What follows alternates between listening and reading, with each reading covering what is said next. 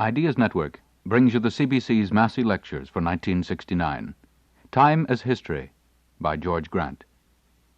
Tonight, Professor Grant turns to Nietche, the 19th century German philosopher, who, in George Grant's judgment, thought the modern crisis more deeply than anyone else. Dr. Grant presents that thought out of his own sense of the spiritual impasse we have reached in the modern West. We follow the talk with a conversation about Nietzsche's actual influence in the 20th century. But first, Professor George Grant, with his third Massey Lecture for 1969, on Time as History. In our period, the world that has been brought into existence by those who have conceived time as history begins to reach its apogee. Those who have dreamed since Machiavelli of controlling the planet by technology are no longer a minority working subtly against those with some other vision, but have become our unquestioned rulers, loved by the overwhelming majority. The achievements of the modern conception are all before us, not as some hoped-for dream, but in their realization. Do I have to list them? Its disasters are equally before us. Do I have to list them? As these realizations are so pressingly manifest, the nature of the conception presents itself unavoidably as a question to be unfolded. It would be possible to turn in one of two directions for the purpose of further enucleating the vision of time as history. One alternative would be to turn to the past, to try to understand why our unique worldwide dynamism first arose in the Western world. Why is it that Western men have come to think as they think and do as they do? That would be to start from the truism that the two great sources of the Western spirit were the Bible and the Greek, or as they are sometimes called, Athens and Jerusalem. Some express this by saying that we receive our religion from the Bible and our thought from the Greeks. But that is a poor way of speaking, because Greek thought is penetrated by reverence and the Bible is penetrated by thought. We must not speak as if these influences could be pigeonholed. Both influences touched all aspects of European and American life. To turn to the past would be to turn to Christianity as the most common form in which biblical religion puts its stamp upon us. It would be to seek out what Christianity was as a religion of will and history, how it opened men to time in a way that non-biblical religions did not, through opening them to anxiety and charity. It would be to look at the thinkers and scientists of the last centuries, not only in their attacks on biblical religion, but also in their attacks on the account which came to us from the Greeks of a purpose-laden nature. It would be to see how, despite the criticisms of the theological horizon, modern thought still kept within itself much that came from Christianity, emphasis on the will, anxiety, charity, even redemption related to temporality.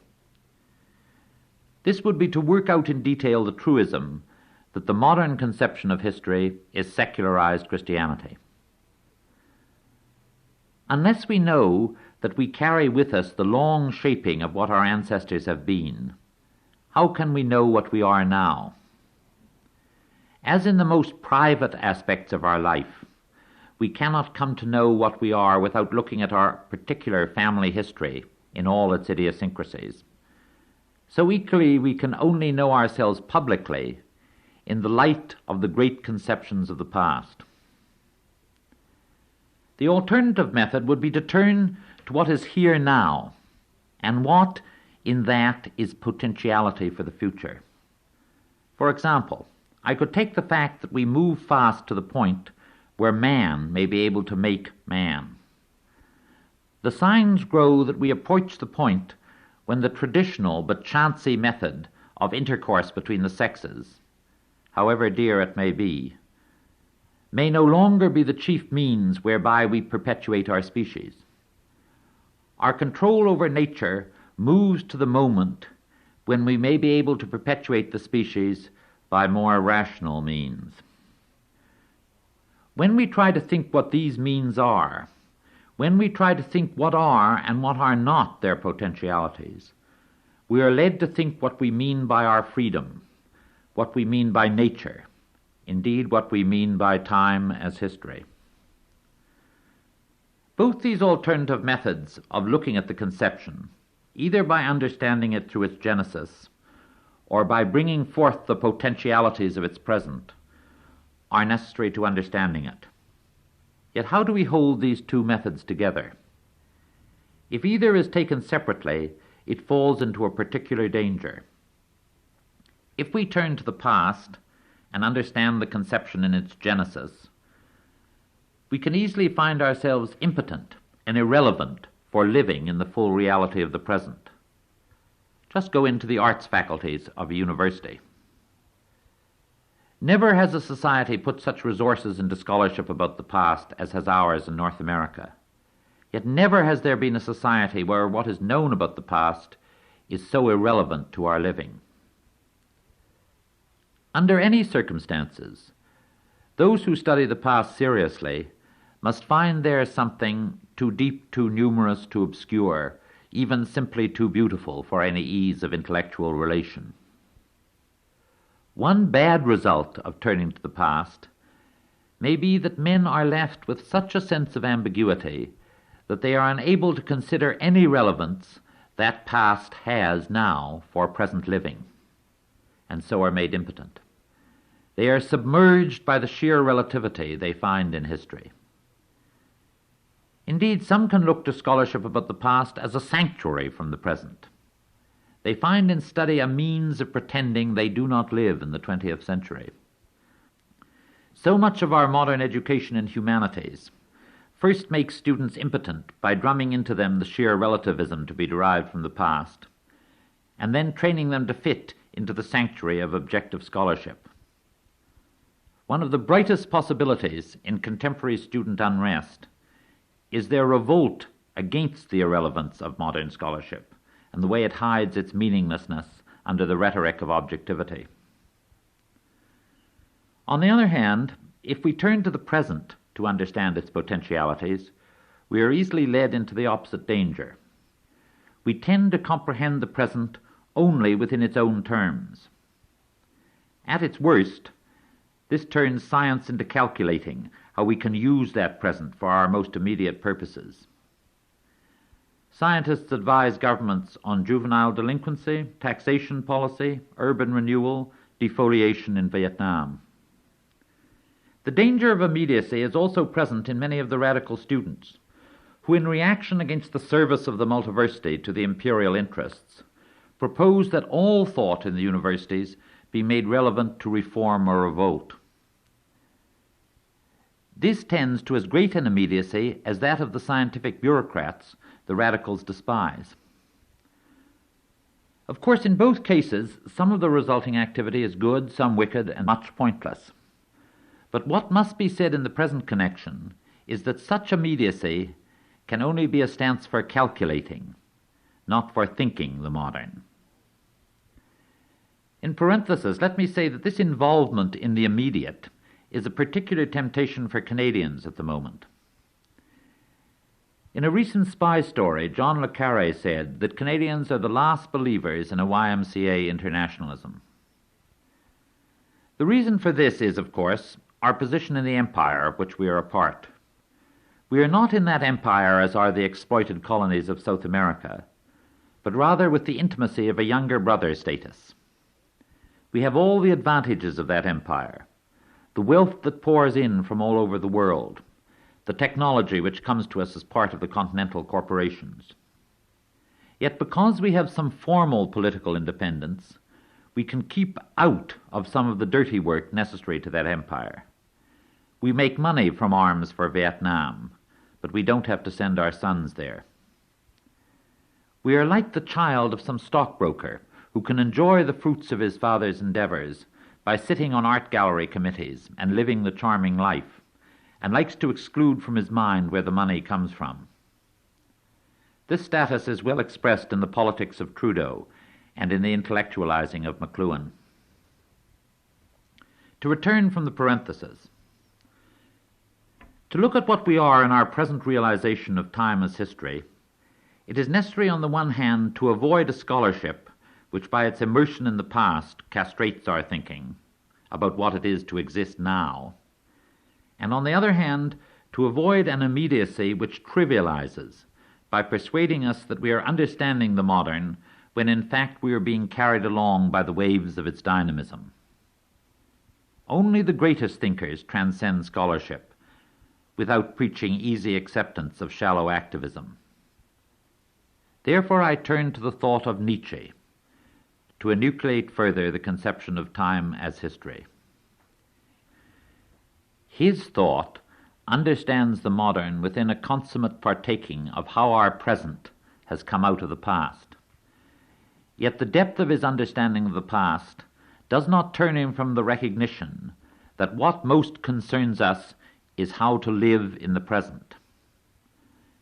Nearly 100 years ago, he thought the conception of time as history more comprehensively than any other thinker before or since. He did not turn away from what he thought. That is, for good or ill, he accepted en pleine conscience de cause that time was history. Yet he also understood, better than any other thinker, the profundity of the crisis that such a recognition must mean for those who have made it. Therefore, in trying to follow Nietzsche's thought, we can go further in thinking what it means to conceive that time is history. There are a few things I must first say about certain difficulties which stand in the way of English-speaking people listening seriously to Nietche.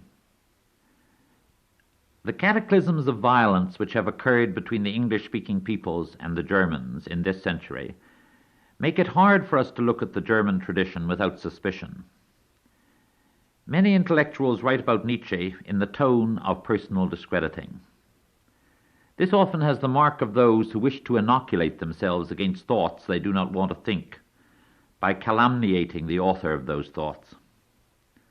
Although we can exclude by such inoculation the thought of Nietche explicitly from our minds, we are, however, caught in its implicit presence. For example, modern sociology is central to North America. The chief founder of that sociology was Max Weber, and certainly Weber's sociology can be taken more than anything else as a commentary on his engrossed encounter with Nietche.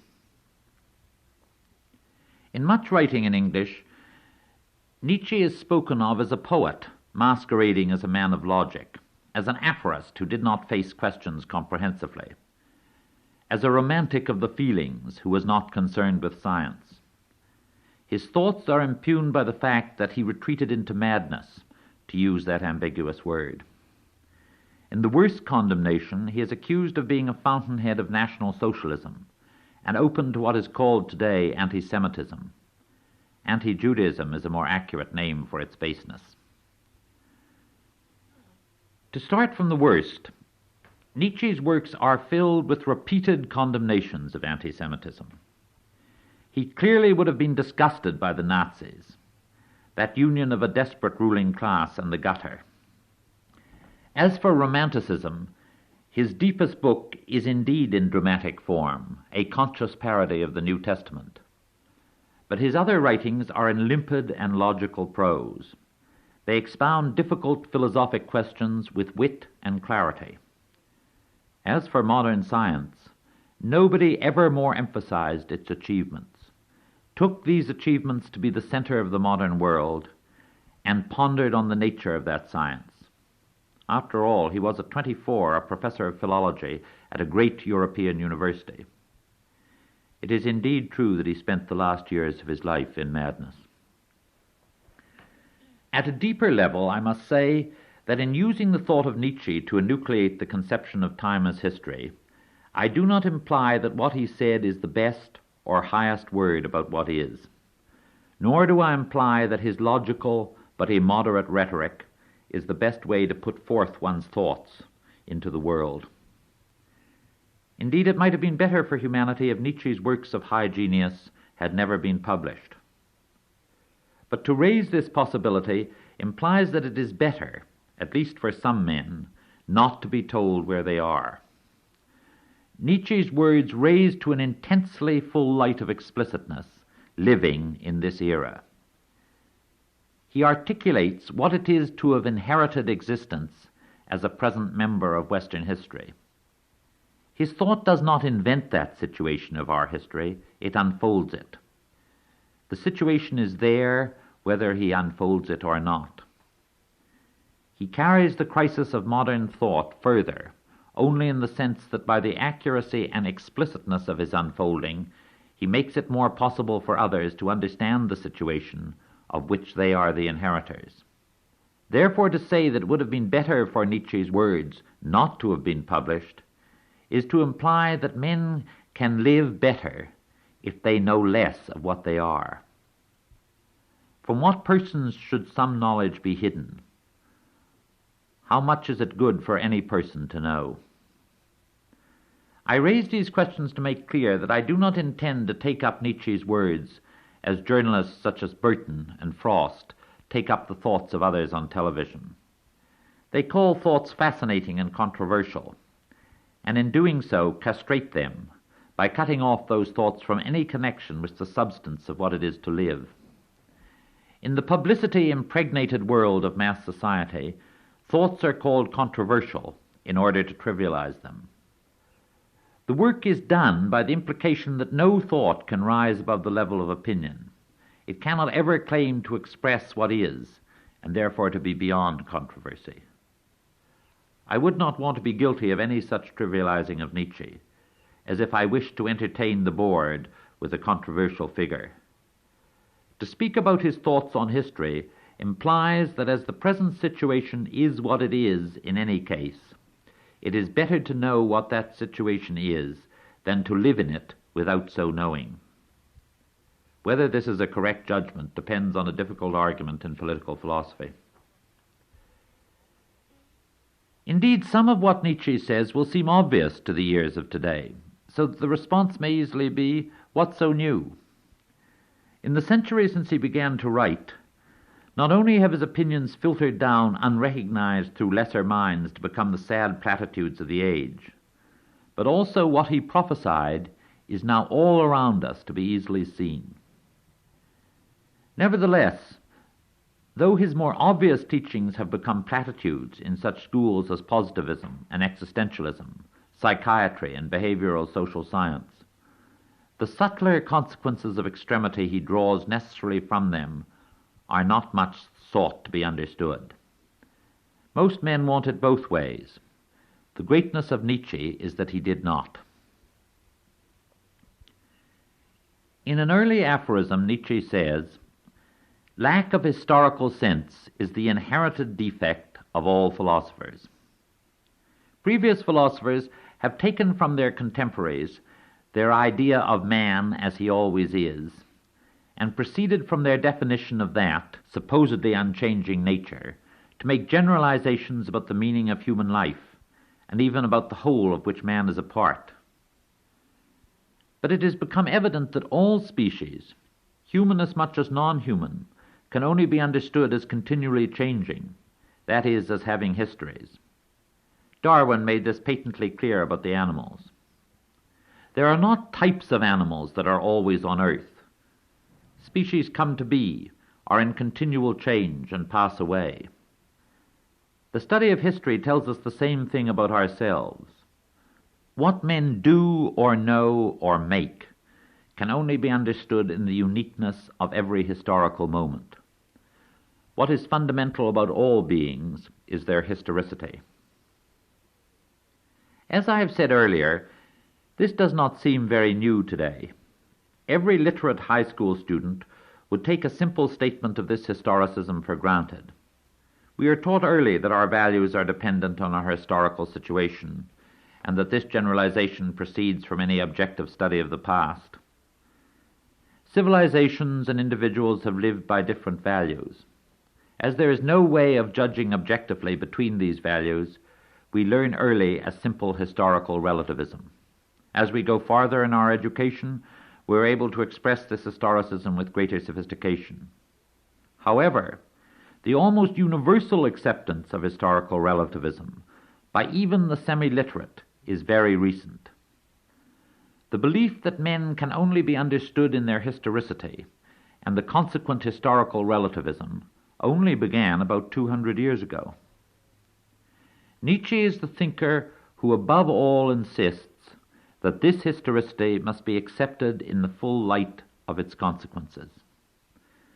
The philosophers show their lack of historical sense by still trying to hold on, in one form or another, to the belief that there is something in man which survives through change, in terms of which he can be defined, so that from that definition they can know what is the highest life for men. But as Nietche says, all terms which semiotically condense a whole process elude definition. Only that which has no history can be defined. We must give up the whole idea of men as members of some definable species, the purposes of whom are given in the nature of the species. To use his beautiful but terrifying metaphor, man is a bridge between the beasts from which he came and what he will yet be when he has overcome being simply a man. Put negatively, the historical sense is the recognition, in the full force of its consequences, that there is nothing permanent in terms of which change can be limited and defined. As he asserts ironically, we must accept the finality of all becoming. At the beginning of the 19th century, the consequences to be drawn from the dawning historical sense had been mitigated for many by the belief in progress. Because they believed that the process of historical change manifested as a whole the growing power of rationality in the race, they could find in history the purpose of their existing. Scientists had increasingly been able to show that the non-human world could be fully explained without any idea of final purpose. But the idea of final purpose was retained as the unfolding of rationality among the species man. But Nietche sees that just as natural science has shown that there is no need of the idea of final purpose to understand the origin and development of the non-human species, so there is nothing in the science of history which can justify any belief in progress as the given purpose. The belief that the historical process manifests increasing rationality is just a survival, left over from the centuries of Christianity, when men had seen human life grounded in the sovereignty of the divine wisdom.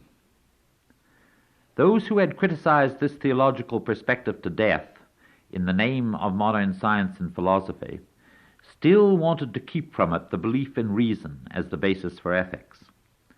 They maintained the idea of purpose through the belief in progress, while freeing themselves from the legacy of theology. In other words, faith in progress is secularized Christianity. But can the exaltation of reason be maintained while denying its original transcendent ground? According to Nietche, in the light of the historical sense, men not only have to give up belief in the transcendent ground, God is dead, but also the belief that man can be defined and that nature is crowned by rationality. Nietche turns with irony to the fact that the centuries of Western belief in rationality as the highest for man finally produced from itself that science which was to show indubitably that there is no reason to believe that the purpose of existence is to be rational. The dawning of rationalism in Platonism, which according to Nietche took popular form in Christianity, had identified reason with virtue and happiness, and grounded this identification in the assertion that the rational was the real. Human existence was at its heart good, was at its heart purposive. In so affirming, Christianity had exalted the virtue of truth-seeking and the discipline necessary to that pursuit. From that long history of truth-seeking in Christianity, there came forth at last the great modern scientists, who in their pursuit of truth showed that the human and non-human beings can be fully understood without the idea of final purpose. The very greatness of Christianity was to produce its own gravediggers. While Nietche sees that the historical sense underlies all correct judgments, he affirms with equal force that it casts a blight upon living. Great living comes forth from those who are resolute in the face of chaos.